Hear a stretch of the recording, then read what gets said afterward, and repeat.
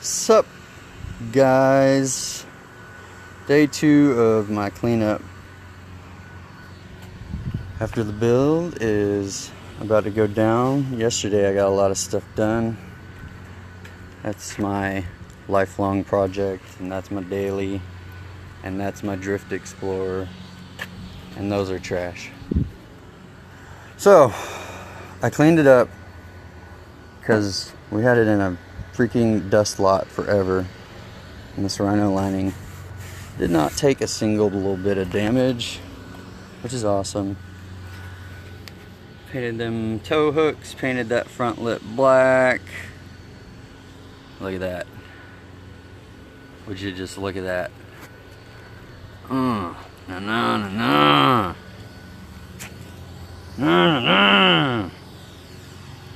Yes. So I did the intake, engine cleaned up. Haven't messed with the jank wiring yet because it's working, so I'm okay with it.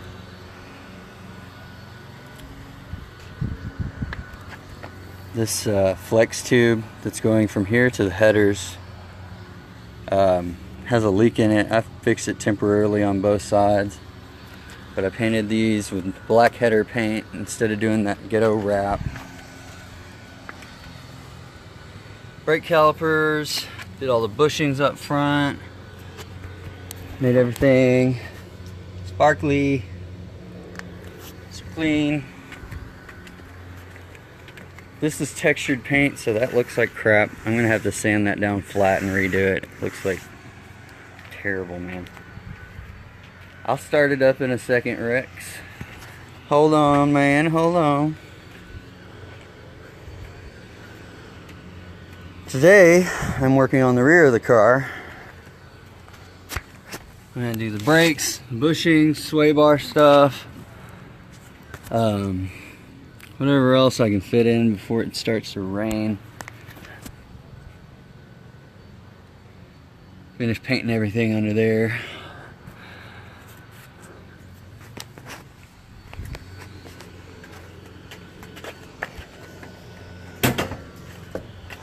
Get my handy dandy hood holder upper.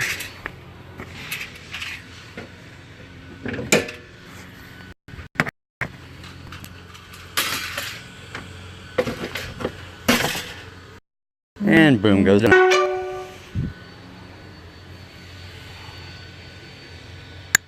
Ordered the engine cover. I'm gonna order a Mishimoto radiator. It does not get over 90 degrees Celsius. This fan controller I have in here, and these are so quiet. I've got the ADD W1 fan controller on it.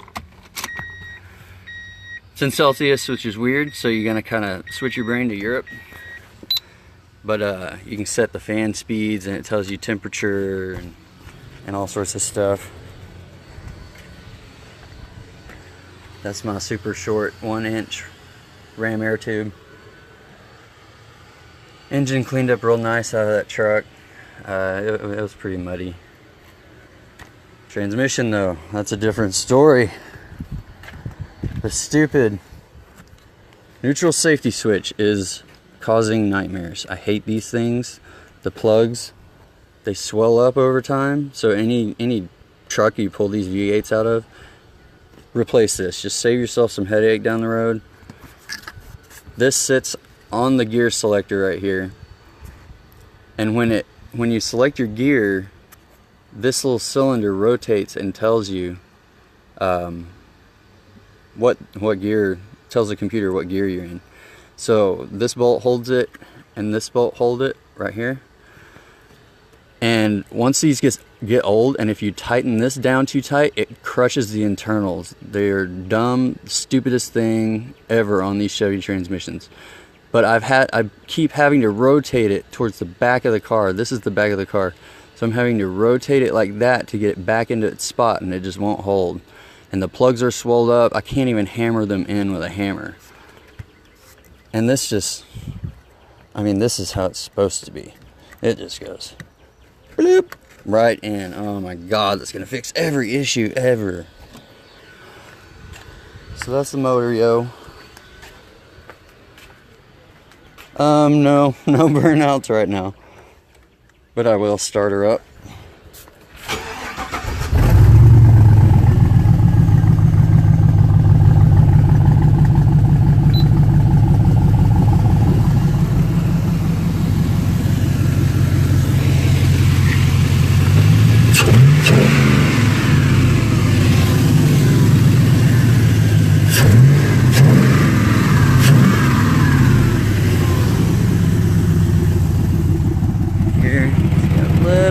In that stupid flex tube.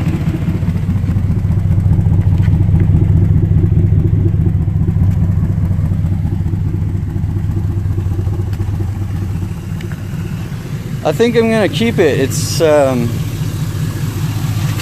it was kind of like a iffy thing, mainly because I'm only 5'9", 5'10", so when I get out, or when I'm just chilling, you know, I always have my leg hanging out of the car, and that's real close. Real close, buddy. Oh, yeah. So let me see. Maybe I can get you a little video of it.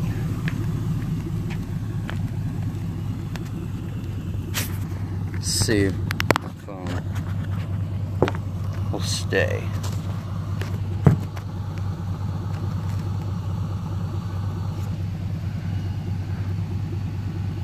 Okay, hang on.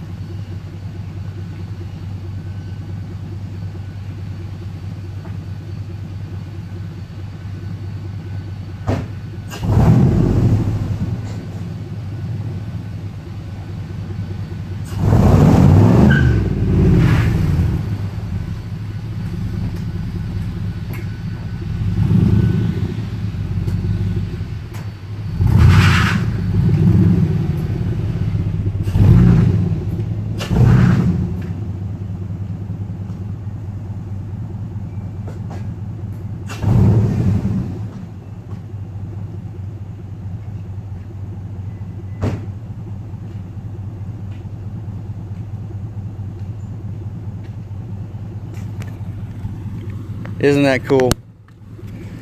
Yeah, the hood is. The hood is, and he actually had this laying around the yard. He was just gonna throw it away, so we put it on there, and it's janky. There's a guy that was playing around with fiberglass. He cut the original hood out right here, all along that square, and then built a little fiberglass frame on top of the existing. So this is the actual, that's the factory hood, but it's been raised and fiberglass and plastic done to it. It's not too good under the hood, but it doesn't look bad out, except for that little guy and that little guy. That's why you don't put fiberglass on metal, man, dummy. But I'm using it because that's the only way I could fit this intake. It's still the truck intake on this 5.3, and with the LS conversion, or the conversion kit, it takes the alternator, moves it down, and then the intake is probably like 3.5 inches shorter, so I'd have a lot more room up above all that. It would just bring the whole thing down. But yeah, this is day 2. Me getting her going, baby. Hashtag Papa Smurf. You know what it is. I think on my license plate I'm gonna get the blue Texas plate, and it's gonna say 06 LMAO because it's available. I just gotta get it tagged this week. I don't know how. Y'all, hey,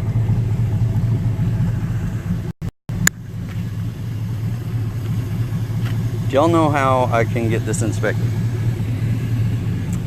I don't know. Those little tiny cats, I'm not positive that I have the OBD2 connector hooked up right. I don't know if they have to have that or what. Any of you ever done a swap before? I haven't. So I don't know what to do. Down the future, I'm going to keep it naturally aspirated for a little while, mainly because of the transmission. And I want to test this motor, make sure it's good. Transmission's okay, it needs a little work, and they can hold up to 450 wheel horsepower, so that should be fine. If I wanted to do a turbo, I would do Borg Warner 20, I think it's a 2560. No, that's the small one. I'm not sure. Might just throw an eBay turbo on it. But the whole problem with that is it's got to be isolated, a remote mount turbo in the back, because there's no room up front. Not a single little space.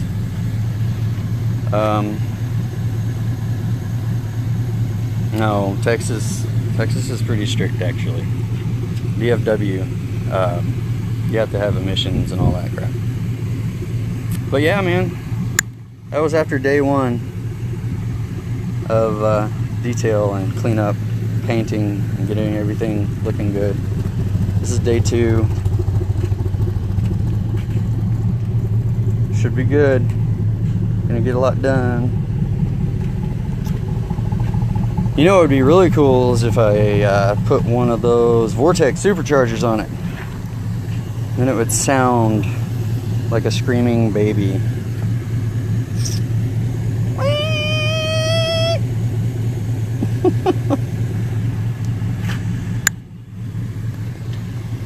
Thanks for looking, guys. My name's Kobe. That's Papa Smurf. Have a good day.